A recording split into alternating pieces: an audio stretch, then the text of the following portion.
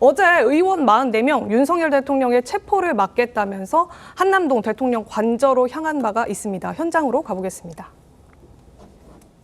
불법적인 수사 권한에 따른 불법 영장 집행을 방치하는 것은 결국 대한민국의 법치를 무너뜨리는 것이라고 생각을 합니다. 오락가락 갈팡질팡하면서 어설픈 영장의 집행을 하겠다고 시도했다는 사실 자체가 경악스럽기 짝이 없습니다. 결단코 막아내야 한다고 생각합니다. 대통령님과의 교감이 있으신가요? 통화한 적도 없고 만난 적도 없다, 이렇게 말씀드릴 수 있습니다. 네, 지금 말씀 들으신 것처럼 김기현 의원 현장에서 윤석열 대통령과 통화한 적도 없고 만나지도 않았다, 이런 말을 했는데 실제로는 이런 일이 있었다고 합니다. 윤석열 대통령 관저를 찾은 여당 의원들을 향해서 어제 점심 무렵에 함께 식사하자, 이런 제안을 했다라는 언론 보도가 있었습니다. 이에 대해서 현장 의원들이 모양새가 좋지 않을 것이다, 체포영장 집행을 막으러 왔는데 대통령과 식사를 하는 모습은 좋아 보이지 않을 것이다, 이런 판단을 한 끝에 거절을 한 걸로 알려졌다는 건데요. 결국엔 이제 도시락으로 끼니를 때웠다, 이런 소식까지 같이 전해지고 있습니다. 지금 윤 대통령이 식사 제안을 했지만 여당 의원들 거절했다, 이런 내용인데 아직까지 지금 윤 대통령이 일단 여유가 있다고 봐야 되는 거냐, 이 궁금증도 들어요, 김 의원님. 글쎄요, 여기에 대해서 12월 3일 날 대통령께서 비상계엄을 선포했었고, 여기에 대해서 당연히 여당은 동의할 수가 없는 부분이 있는 것이고요. 또 많은 국민들이 혼란스러워 하셨잖아요. 그런 와중에 이 상황에 대해서 원인과 또 과정, 그 결과에 대한 수사가 지금 진행될 예정이고, 그 과정에서 저희는 집권 여당으로서 더 겸손한 모습을 보일 필요가 있다는 생각이 있고요. 그런 과정에서 아마 의원들도 저렇게 말씀하신 거 아닌가 생각이 좀 듭니다. 윤상현 의원은 어제 이제 관저를 찾은 걸로 지금 알려지고 있잖아요. 윤 의원도 식사 요청을 받은 걸로 지금 알려져 있는데 식사했다는 얘기 들으셨습니까?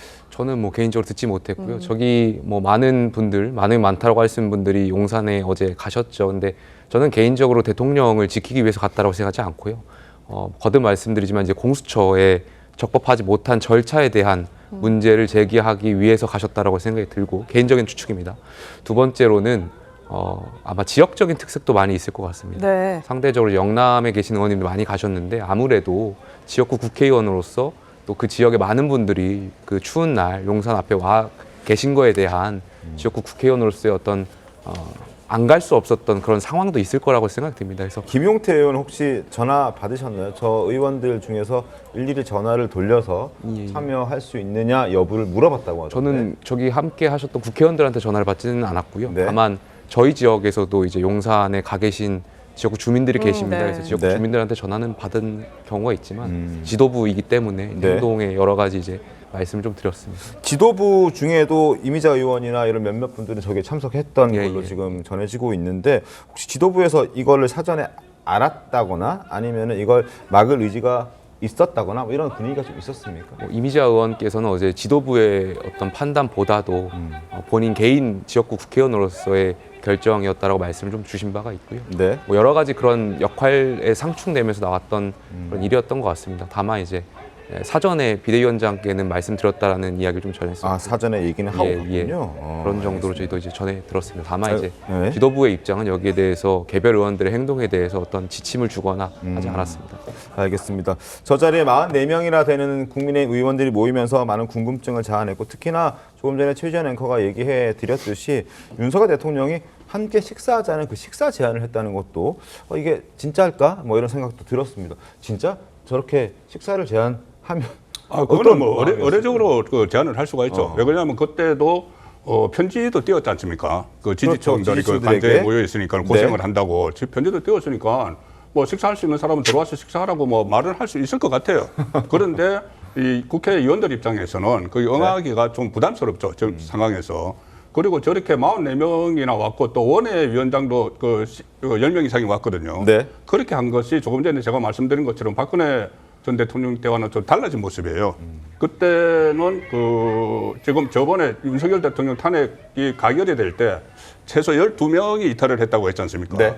박근혜 전 대통령 때는 69명이 이탈을 했거든요. 그렇죠. 예, 69명이 이탈을 했고 그리고 또 따로 나와서 정당도 만들었어요. 바른정당. 바른정당 만들어서 조기 대선이 치러져서 유승민 의원이 출마도 하고 했죠. 맞습니다. 그러니까 그때와 지금이 전혀 좀 분위기가 다르고 물론 조금 전에 보면은 주로 영남권 의원들이 많아요. 네. 영남권 의원들이 많은 것도 결국은 민심을 반영한 거죠. 그 지역의 그 민심을 반영했다고 이렇게 볼 수가 있다면은 일단은 보수층은 뭐 결집을 하고 있다는 그 어떻게 상징적인 장면은 저는 된다고 봅니다. 알겠습니다. 40%가 넘는 의원들이 저 자리에 참석했습니다. 뭐 지도부도 당혹스러웠을 수도 있을 것 같은데 신동욱, 김재섭 의원의 목소리는 좀 다릅니다. 일단 부정적인 기류가 좀 있습니다. 들어보시죠. 자발적으로 가시겠다는 분들은 가셨고 뭐 구체적으로 어떤 활동을 하시는지도 지도부가 보고받은 바는 없습니다. 당연히 가서는 안 된다고 생각하고 정당은 오히려 휩쓸리면 안 된다고 생각하거든요. 현장에 나가서 마이크를 잡고 뭐 굉장히 과격한 발언들이 쏟아지고 집권 여당으로서의 면모를 보여주기 위해서는 광장이 아니라 국회에서 면모를 보여줘야 된다고 생각합니다. 자, 김용태 의원은 결국 저기에 가지 않으셨죠. 의원들에게 전화를 받지 않았다고 말씀하셨지만 뭐 지지층들에게 지역구 지지층들에게 전화를 받았다고 했지만 안 간 이유가 있습니까? 어떠세요? 지도부가 제가 세 지도부였기 때문에? 번째입니다. 그러니까 세 번째 지도부다 보니까 지도부를 활동하면서 어떤 메시지나 행동을 할 때 그것이 지도부 전체로 해석되는 것이 당에 도움이 될까 말까에 대한 개인적인 판단들이 좀 있었습니다. 그래서 그런 개인적인 고민 아래서 이제 판단을 했었던 것이고 네. 저는 그러니까 지도부를 계속 하다 보니까 이 메시지 내는 게 굉장히 좀 조심스러워요. 지금 저희가 계엄 이후에 국가도 혼란스럽지만 당도 굉장히 혼란스러운 분위기고요.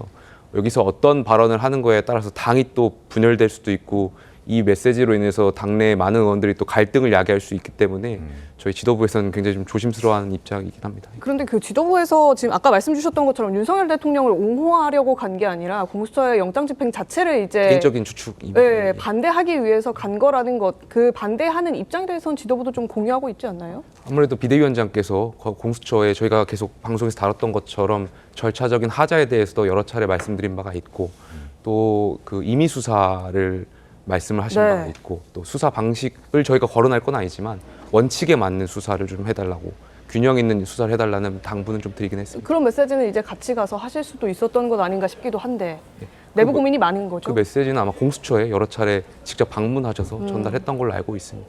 근데 사실은 이게 이제 민주당 측에서는 국내심에 저런 44분의 의원, 그다음에 원외위원장도 한 20여 분 간 것 같아요. 이런 부분들을 대통령 지키기라는 약간 극단화해가지고 그런 프레임을 또 걸려고 하겠죠. 그런데 사실은 이게 활로를 모색해야 되는 건 정당의 의무예요. 예컨대 지금 민주당에서도 조기 대선으로 가고 조기 대선으로 가는 시점을 이재명 대표의 피선거권 박탈 이전으로 땡기기 위해서 여러 가지 노력을 하고 있잖아요. 그 과정이 하나가 이제 강제 수사 부분도 그 부분입니다. 아무래도 구속하고 수사를 받게 되면 되게 수사가 빨라져요. 탄핵 심판도 중요한 안골을 빼겠다는 거 아니겠습니까? 그러니까 여러 공수처에도 굉장히 압력을 가하고 있고 뭐 최대행에 대해서도 압력을 가하고 있고 이런 전방위적인 압력을 국민을 위해서 하고 있다고 보지는 않아요. 그렇다면 본인들의 정당의 정치적인 이점을 위해서 하고 있는 것인데 그럼 국내심은 정치적 이점을 어떻게 막아야 되느냐가 중점이 아니겠습니까? 그러면 앞으로 있을 정치 환경을 유리하게 조성하기 위해서 여러 가지 활동을 하는 거예요. 그런 시각으로 봐야 되는 거고. 그런데 당내에서 이 부분을 민주당이 오히려 공격할 관점을 당내에서 제공하는 건 좀 맞지 않다고 보는 거죠. 그러니까 여러 행동들을 하고 상호간에 그걸 존중해 주는 것까지는 좋은데 거기서 왜 거기 갔냐? 가게 되면 우리가 국민적 지탄을 받을 것이다. 이렇게 개념 규정하는 것은 저는 그건 글쎄 좀 섣부른 것이 아니라 국민의힘에서 보일 메시지는 아니다 이런 말씀이신 거잖아요. 알겠습니다.